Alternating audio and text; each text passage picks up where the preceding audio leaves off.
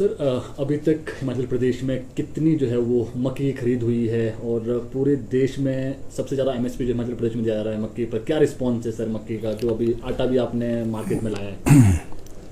देखिए, हमने कुछ किसान जो थे उनको हमने आइडेंटिफाई किया था, जो ऑर्गेनिक खेती करते हैं, प्राकृतिक खेती करते हैं, तो उनको आइडेंटिफाई करके उनकी रजिस्ट्रेशन किया है। और पिछली जो हमारी खरीफ क्रॉप थी जिसमें मक्की, खास करके मक्की के ऊपर हमने ज़्यादा जो है वो उसकी परचेज़ की है, और इसको जो है वो सिविल सप्लाई को हमने उसको मक्की को दिया, और सिविल सप्लाई ने वो आटा जो है उनको डिपों के माध्यम से लोगों को दिया। और एक बहुत अच्छा रिस्पांस रहा है डिपो में कि लोगों को पैकेट में वो मक्की का आटा जो है वो दिया गया, और 40 से 50 रुपए किलो के हिसाब से वो हमने जो है मक्की का आटा जो था वो लोगों को डिपों के माध्यम से भी दिया और खुली मार्केट में भी दिया। और हमने ये मक्की जो है वो 30 रुपए किलो जो है वो किसान से खरीदी। अभी हमने जो अगला जो हमारा कार्यक्रम है रबी क्रॉप का, उसके लिए भी हम कुछ किसान को रजिस्टर कर रहे हैं जिन्होंने जो है वो गेहूँ जो है वो इस बार बीजी है, और उस गेहूँ में उन्होंने किसी प्रकार की फर्टिलाइज़र का यूज़ नहीं किया और किसी भी प्रकार के इंसेक्टिसाइड विंडीसाइड्स स्प्रे नहीं किए हैं। उनसे भी हम इस बार जो है वो 40 रुपए किलो जो है वो गेहूँ खरीदेंगे, और वो आटा जो है उसको वे मार्केट में फरोख्त करें। तो लोगों का रुझान जो है ऑर्गेनिक खेती की तरफ जो है वो अब शुरू हो गया है, क्योंकि जो हमारी ट्रेडिशनल खेती थी पहले भी हम ऑर्गेनिक खेती ही करते थे, लेकिन क्योंकि प्रोडक्शन कम होती है, और अब जो किसान इस कार्यक्रम में आगे आना चाहते हैं उनकी लैंड होल्डिंग जो है उसकी एक लिमिट रखी गई है, और इतनी लैंड होल्डिंग के ऊपर वो ऑर्गेनिक खेती करेगा तो उससे जो भी उपज पैदा होगी उसको हम परचेज करेंगे।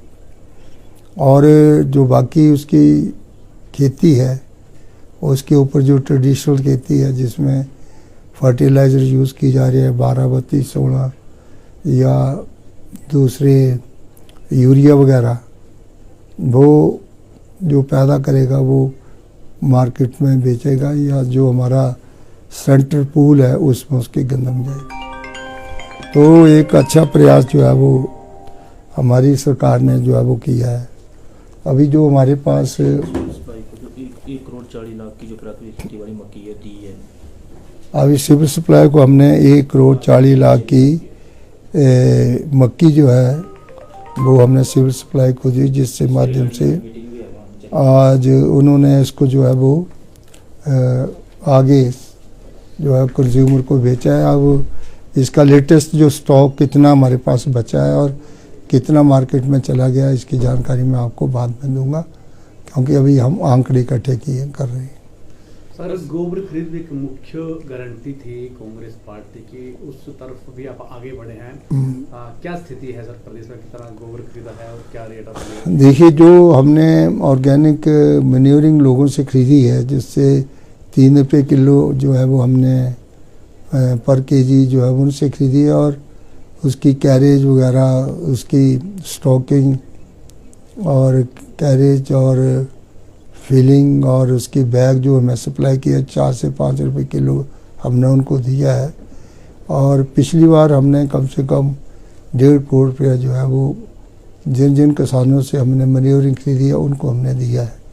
तो ये कार्यक्रम जो है वो अभी चला हुआ है। अभी हम ब्लॉक वाइज डाटा इकट्ठा कर रहे हैं कि आज तक हमने कितना जो है ऑर्गेनिक मैन्योरिंग खरीदी है और कितना स्टॉक जो है वो हमने अपने एग्रीकल्चर फार्म में भेजा है, और जो बाकी रह गया, क्योंकि कुछ बागवान जो थे उनसे भी हमें डिमांड आई है कि हमें जो है इसको दिया जाए, और उसकी भी जानकारी मैं आपको जो है वो दूंगा कि कितनी ऑर्गेनिक मैन्योरिंग जो है वो हमने किसानों को दी।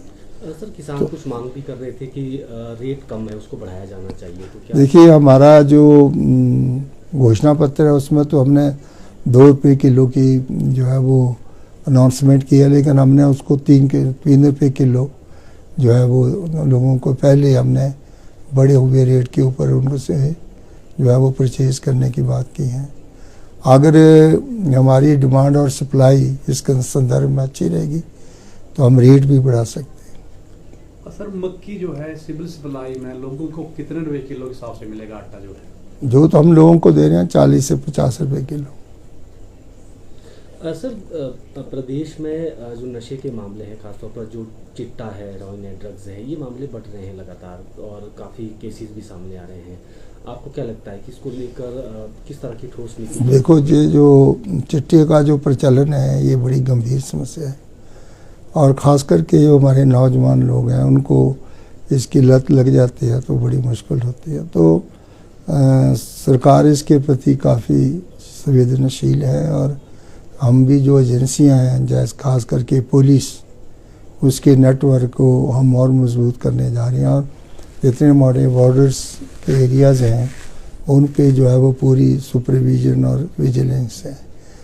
तो मैं ये भी आपको कहूँगा कि जो हमारे इंस्टीट्यूशन हैं जैसे स्कूल्स हैं, हमारे ITIs हैं, हमारे डिग्री कॉलेजेस हैं, हमारे सब कुछ ऐसे इंस्टीट्यूशंस हैं जो प्राइवेट हैं, कोई नर्सिंग इंस्टीट्यूशंस हैं, हमें प्रॉपर विजिलेंस वहाँ रखनी चाहिए। और इस तरह से प्लेन क्लोथ्स में पुलिस को जो है वो आदेश देना चाहिए कि वो पूरी उन एरियाज़ की विजिलेंस करें, और ख़ास करके कुछ शॉप्स हैं जहाँ सिगरेट जो है वो लोग लेते हैं उनके ऊपर जो है वो कड़ी नज़र रखी जाए, ताकि कोई इस प्रकार का दान प्रदान जो है तो चिट्टे का ना करे, जिससे कि इसका फैलाव जो और ज़्यादा बढ़े।